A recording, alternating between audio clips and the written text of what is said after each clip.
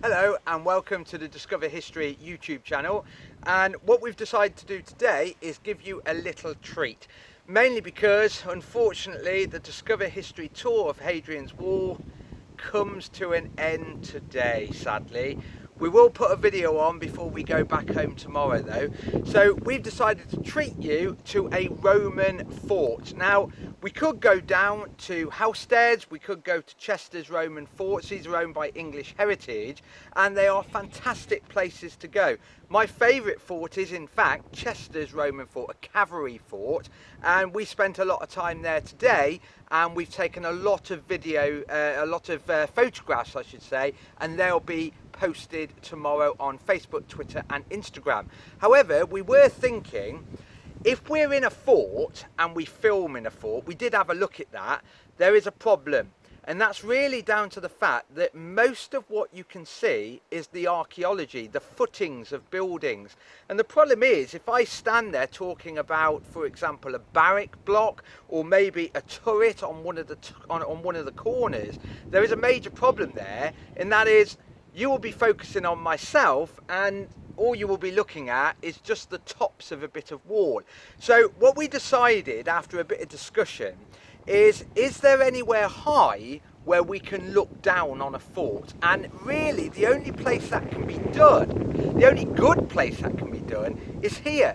And what you can just see in the corner, in the distance over there, is actually a Roman fort. Now this one is not owned by English Heritage, this is actually one owned by the Vindolanda Trust. And the reason why it's called that is because that is the Roman fort of Vindolanda. And this is a fantastic place to view that fort from, because really we didn't want to show you something turret sized or mile castle sized, and we would unfortunately we'll only be able to show you that from if we went to Chester's, for example. However, from up here you can actually see the size of it, because Roman forts are pretty big things. Now there's not a major difference between a legionary and auxiliary fort. Many people say it's the same thing, to be fair, and what you have to remember are these things were usually built by legionaries and then occupied by auxiliaries after.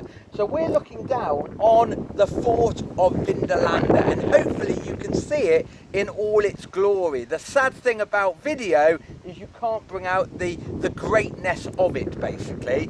Now the interesting thing about Vindolanda is the fact that it was built around about 30 years before they decided to build Hadrian's Wall beyond it.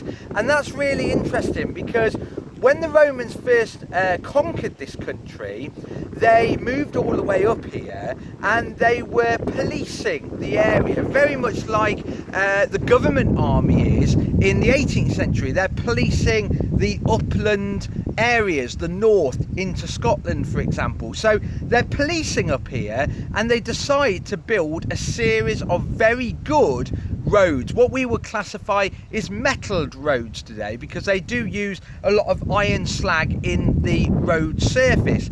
And around here you do see evidence for those Roman roads. Now we don't always know the names that they use for these roads. However, up here there was a road that cut the country across the middle from one bit of coast to the other, very much like Hadrian's Wall.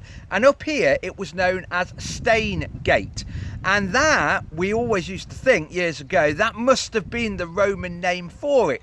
However, that, as you can probably gather by the word gate, and you will see this all over York for example, it actually means roadway, Stane Gate. So unfortunately it's actually a word that's post-Roman. So Stane Gate was a road that went across the country, very much like Hadrian's Wall, and this was one of the forts built on that Stane Gate. Now later on, Emperor Hadrian in 122 AD came up here, and some people believe he stayed down there in Vindolanda, and it was at that point that he decided to say, we need to consolidate the empire, we shall build a wall, and that was Hadrian's Wall.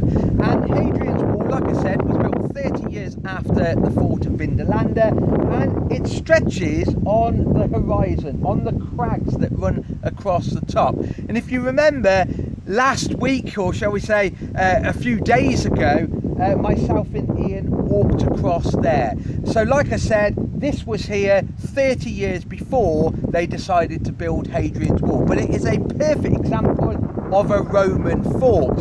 Now, just down into the dip down there, you can actually see at Vindolanda, and it is worth going in, there is a reconstruction. There is a reconstruction of a stone turret and length of wall, and then there is also, just hiding behind the bush there, a timber turret and also a turf wall. So it's actually a little bit of an education feature, so you can actually go down there and see what these walls and what these forts were actually like. Now, the best thing I think about Vindolanda is it is a permanent archaeological excavation. I say permanent, there are dig seasons.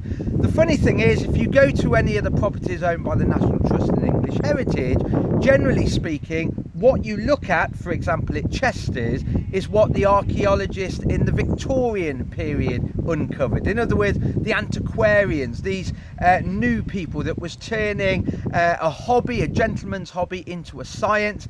And if you go to Chester's, you will see the fort partially uncovered, and that was really down to John Clayton. However, here is a modern excavation. It's going on all the time, and famously, just a few years ago really, they have found swords down here. They found relatively recently what they're deeming now, or what they identify now, as boxing gloves. You can also find in the museum there a huge collection of shoes. They have a lot of shoes down there.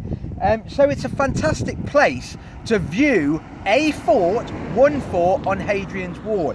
However, saying that, all forts are built the same. So for this, I will show you in this illustration here. So this is a line illustration of a Roman fort, and as they famously say, they are the shape of a playing card. In other words, you have got rounded corners. Remember, this is a feature from Roman architecture and engineering, and there are usually 4 gates in the defences. So you would have a north gate, for example, a south gate, an east and a west. And what you have to remember, this is very much like cities are later on. For example, Worcester with its medieval wall, you have the Foregate, the Sidbury Gate, Bridge Gate and St Martin's Gate. So you get a north, south and east and west.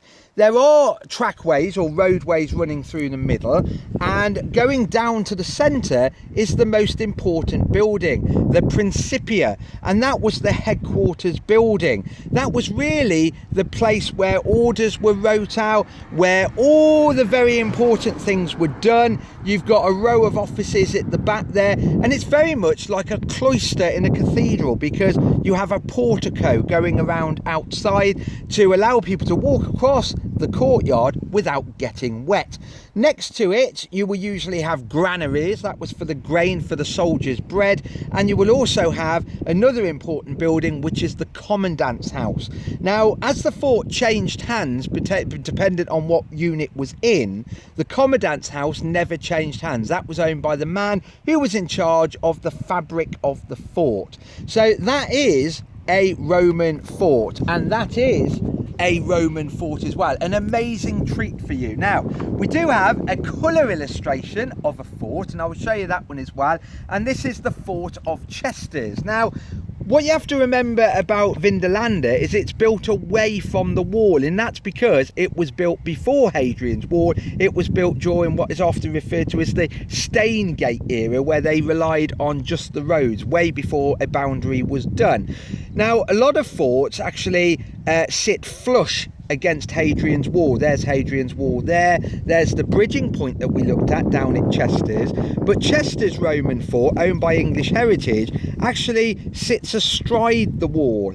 And you have a north gate there, a south gate here, and then you have the west gate and the east gate. And the interesting thing is, a Principia in the centre there, granaries here, commandant's house, and all the other space that you saw on both of those maps and illustrations are barracks for the garrison that was up here. It's also interesting to note here there are 2 ditches, and these were V-shaped ditches, and therefore if you slid down into them you'd probably break your ankle and then get shot at from the battlements above.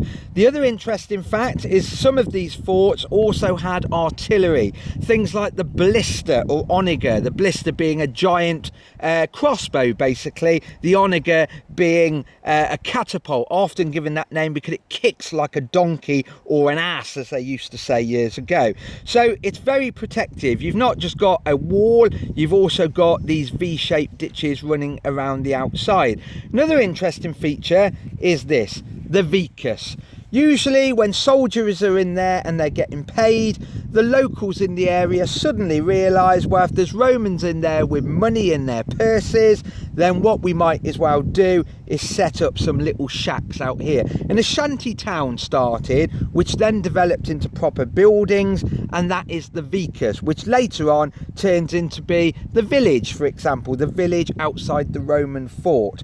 So hopefully on the last proper day up here on Hadrian's Wall, we've given you that little treat really. That is a fantastic piece of military engineering. We've seen turrets and temples, we've looked at the vallum, we've also looked at the Mile Castle, but that is the greatness of a Roman fort. This is making a stamp on the area saying we're going nowhere, we're the Romans, and you are now part of the Roman Empire.